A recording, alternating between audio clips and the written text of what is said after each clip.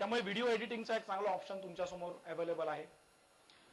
Photography हा एक course असू शकतो किंवा कॅमेरामन हा एक कोर्स असू शकतो की जे फिल्म मेकिंगशी डायरेक्ट रिलेटेड आहेत.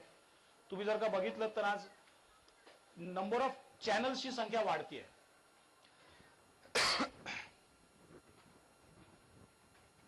काय नाही, रविवारचं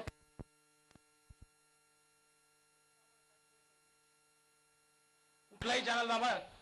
आमच्या टीव्हीवरती 100 चॅनल आहेत, पण असेही टीव्ही आहे ज्याकडे 200 चॅनल आहेत आणि ते चालू असतात, 24 तास चालू असतं. मराठी, हिंदी, इंग्लिश सगळ्याच वेगवेगळ्या चॅनल्सची संख्या वाढते.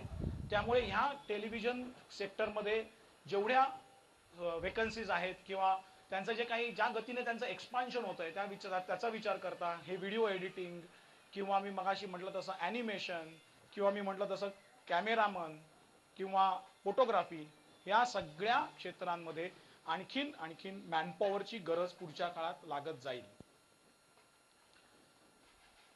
ह्या कोर्सेससाठी सिमलेस म्हणून पुण्याला एक इन्स्टिट्यूट आहे. झी टेलिफिल्म झी टीव्ही जो आहे त्याची जी काही इन्स्टिट्यूट आहे ती इन्स्टिट्यूट पण आहे अंधेरीला. पण मी म्हटलं तसं अशा अनेक इन्स्टिट्यूट आहेत. मी सजेस्ट करेन तुम्ही पेपरमध्ये जर का बघितलं, मला मी आता फक्त 2 नावं सांगितली, मी ह्या इन्स्टिट्यूट रेकमेंड करतोय अशातला भाग नाही. तुम्ही इन्स्टिट्यूटची ॲड नीट बघा. तुम्हाला जर का हवं असेल तर तुम्ही मला ईमेल करून किंवा SMS करून इन्स्टिट्यूटची नावं विचारा, तेव्हा मी तुम्हाला काही आणखीन 4-5 नावं सांगेन. पण पुन्हा एकदा, जोपर्यंत तुम्ही त्याची पूर्ण माहिती करून घेत नाही तोपर्यंत तुम्ही तिथे ऍडमिशन घेऊ नये असं मी तुम्हाला सुचवेन. तर हा झाला फिल्म मेकिंगशी रिलेटेड वेगवेगळे कोर्सेसचा भाग.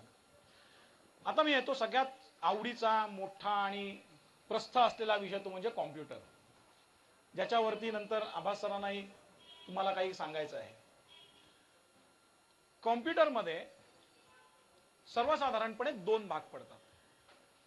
एक ज्या ठिकाणी ऑपरेटिंग केलं जातं किंवा आपण सॉफ्टवेअर टेक्नॉलॉजी म्हणतो ते, आणि दुसरं हार्डवेअर.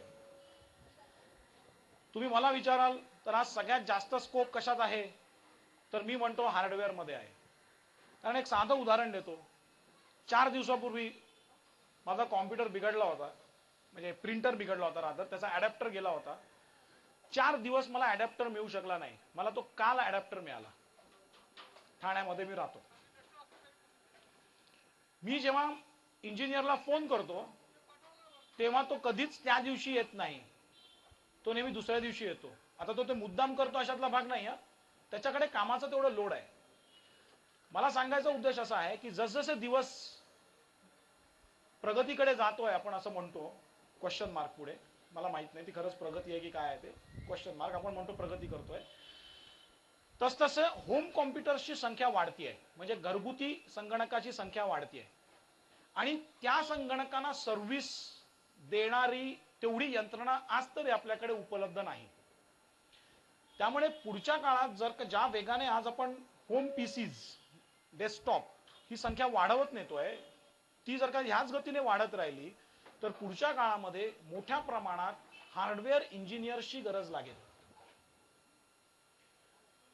आणि तेवढी क्षमता आज तरी आपल्या समाजामध्ये, और मी समाजाचा अशा उद्देशाने म्हणतोय की आपली सोसायटी, की फोन केला आणि तो येऊन लगेच माझा कॉम्प्युटर दुरुस्त करून गेला, ही स्थिती आज नाही.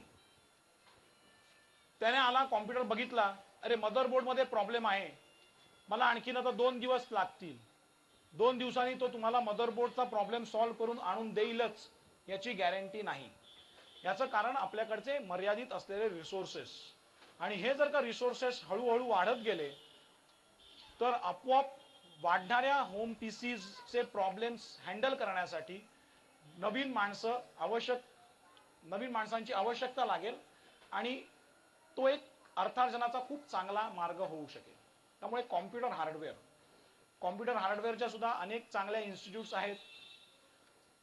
सगळीकडे आपण जेटकिंगची ऍड बघतो, ती इन्स्टिट्यूट आहे, आणखीन बऱ्याच इन्स्टिट्यूट्स आहेत. तर तिथे सुद्धा मी परत एकदा तुम्हाला सजेस्ट करेन ती इन्स्टिट्यूट, ते सेंटर, ते नक्की तुम्हाला काय काय त्यामध्ये शिकवणार आहेत, फक्त असेंबलिंग शिकवणार आहेत की चीप लेवलचं हार्डवेअर शिकवणार आहेत, या सगळ्याचा नीट विचार करा.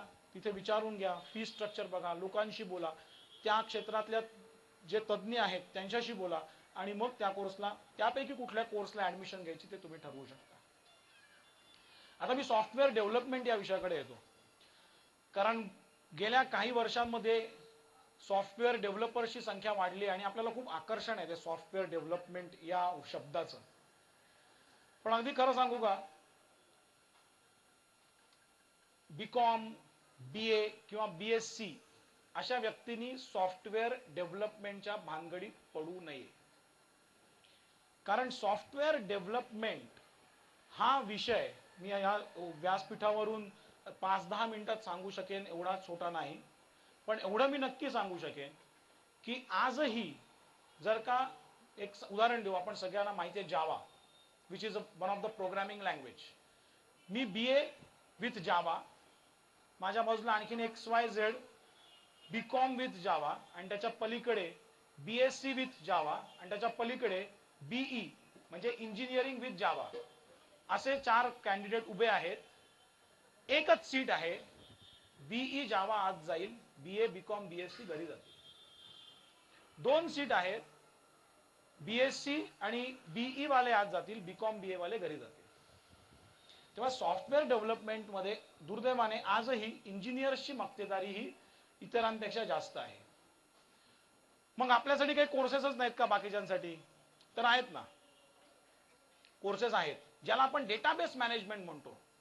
अशा पद्धतीचे जे कोर्सेस आहेत, म्हणजे उदाहरण द्यायचं झालं तर ओरॅकल कोर्स हा डेटाबेस मॅनेजमेंटचा कोर्स आहे.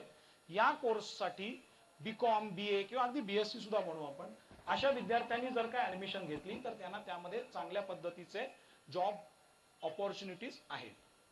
त्यामुळे सरसकट आपलं मला जावा करायचं आहे, मला सॅप करायचं आहे, मला प्रोग्रामिंग मध्ये जायचं आहे असं करून त्याच्या मागे न धावता सारासार विचार करा. इंजिनियरना जे वेटेज आज सॉफ्टवेअर डेव्हलपमेंट मध्ये आहे ते बीएससी, बीकॉम, बीए वाल्यांना नाही. उगाच त्याच्या मागे धावू नका, कारण त्या कोर्सेसच्या फीस सुद्धा खूप हाय असतात. तुम्हाला नोकरी मिळेल असं मी म्हणत नाही, तुम्हाला नोकरी मिळणार नाही, पण ज्या ज्या ठिकाणी तुमची आणि एखाद्या इंजिनियरची स्पर्धा येईल त्या त्या ठिकाणी तुम्ही मागे पडाल. आणि आज इंजिनियर्स तर एवढे होत आहेत, तुम्ही जर का बघितलं असेल तर गेल्या वर्षी सुद्धा आपल्या महाराष्ट्रामध्ये इंजिनिअरिंगच्या अनेक सीट्स वेकंट राहिल्या.